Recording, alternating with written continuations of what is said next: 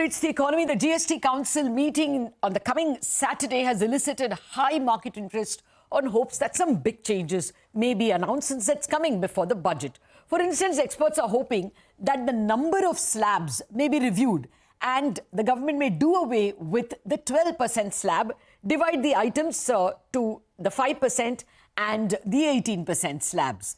But my colleague Timsi Jaipuria learns that fertilizers may not be fully exempt from GST because the industry is complaining that that will lead to duty inversion and therefore a locking up of capital. Meanwhile, gaming companies and NBFCs are also nursing hopes about GST exemptions or reductions. To discuss what changes we may reasonably expect, I have with me Mr. Vivek Johri, is the former Central Board of Indirect Taxes and Customs Chairman, an expert on indirect taxes, and Mr. Mani, the GST expert from Deloitte. Gentlemen, good morning and thank you very much for sparing time for us. Mr. Johri, first up to you. New government and, hopes that it is coming before the budget. So you think something as radical as removal of a slab will be even mooted? Thank you, Latha, for having me on the show. In my view, this is a preliminary and the first meeting of the new government.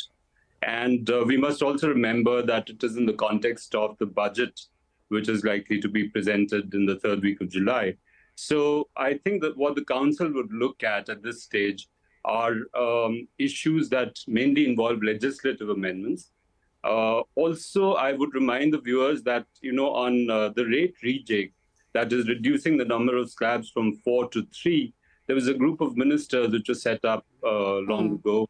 They'd given their interim report, which was in June 22, that was implemented, and which recommended, if you recall, a large number of withdrawal of exemptions.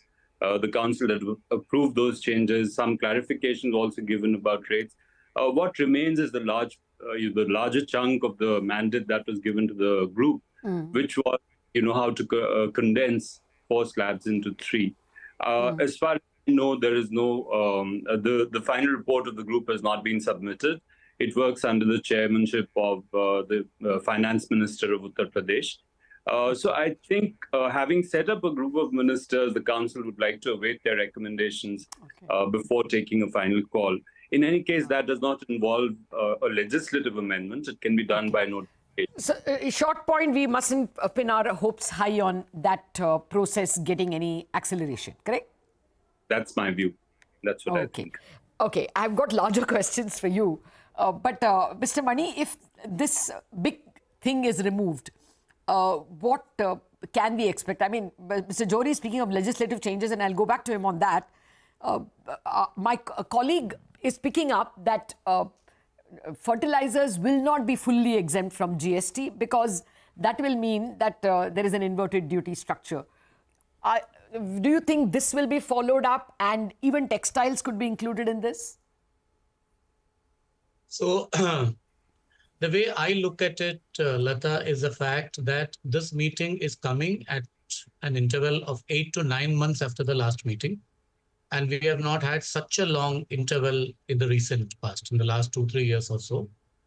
We used to end up having a meeting once in 3 months, 4 months, or 5 months. And GST being a transaction tax, it is more like a business tax. We actually need a meeting every quarter because the issues that crop up for various businesses, the only body which can address it is the GST Council. Okay, so what should we reasonably expect? Absolutely. So this particular, meeting, as Mr. Johri said, we should keep our expectations on the lower side because they are meeting after 9 months. They'll have a lot of items on the agenda. Fertilizer could certainly be one item. And the fact that the industry itself is saying don't exempt it because it leads to an inverted duty structure is a welcome change. Because in the past, we have seen various businesses lobbying for a change and then going and saying we have an inverted duty structure. What do we do with the credits that we have? Equally, there are a host of issues that have cropped up due to various investigations conducted in the last 6 to 9 months or so. And many of these investigations have resulted in very large demands, some on listed companies and some on unlisted companies. And most of these businesses will be looking for some clarity, some guidance from the GST Council meeting when they meet now. Okay. So some kind of overall, cleaning up or speeding up of processes. Mr. Johri, you specifically said that where legislative changes are needed. Can you be more specific? What is in your mind? What should we expect item-wise, product-wise? Mr. Johri? Oh, okay. I think he was adjusting his camera. We should get him in just a minute, if not on video, at least on phone. Mr. Mani, what are you expecting something in terms of relief for the NBFC companies? We heard from them that co-lending is coming under GST and they are against it. So co-lending coming under GST is certainly a matter which needs to be resolved. You were also mentioning legislative amendments. Yeah. So one of the expectations that we have on the legislative amendments is that business practices that are specific to a business will be respected by the GST processes and the GST law. Each business process, so in NBFC, you mentioned co-lending. Similarly, in case of the insurance industry, we have issues relating to reinsurance and co-insurance. Yeah. We, of course, have online gaming in where the valuation rules are coming into play. In each of these, what is happening is that the GST law is not recognizing the business practice. And it cannot obviously recognize, all the divergent business practices across the country.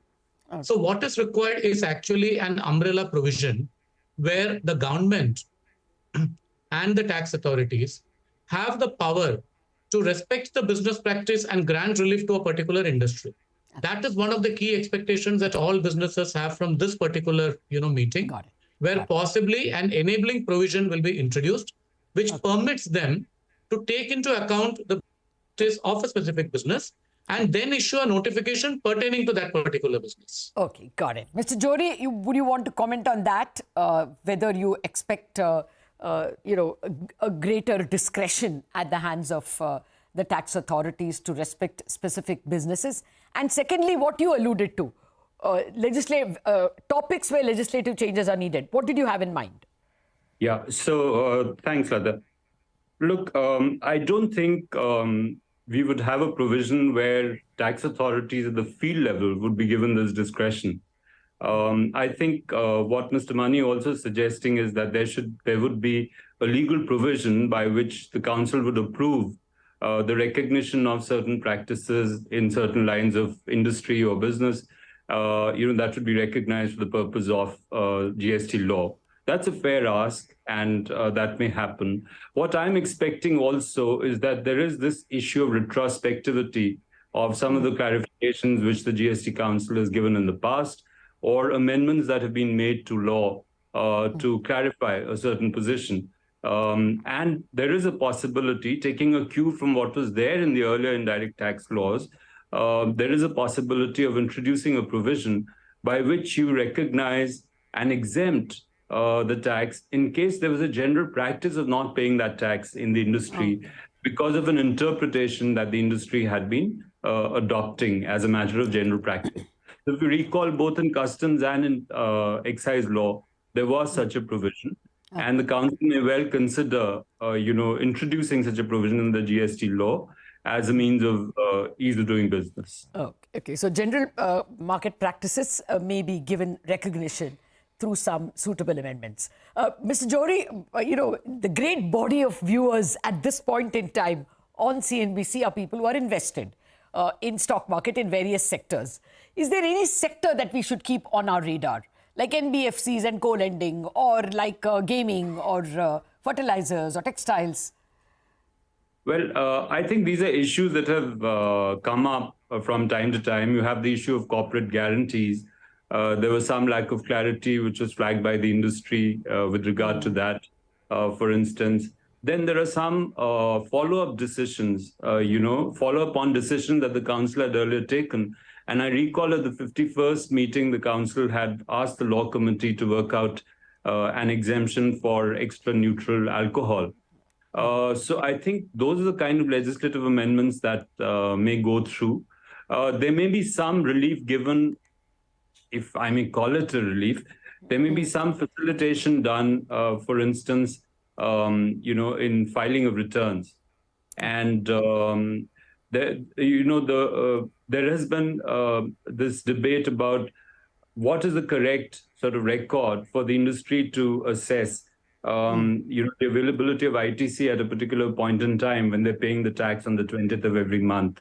So if you recall, GSTR 3B has been, accorded that, 2B and 3B have been accorded that status. So if you have to freeze that, then there are invoices and documents that get left out and for which the business is not able to take credit in that month. So there should be some document by which they can transfer this credit to the next month's account. Okay. And that may get facilitated. And also taking a cue from what FM said soon after taking over, and she emphasized, the need to do more work on ease of living and ease of doing business. So I think there would be some facilitation measures for sure in this meet. Yeah, we understand that there can be a specific level, say 20 crores, you go to the appellate authority, more than that, go to the High Court.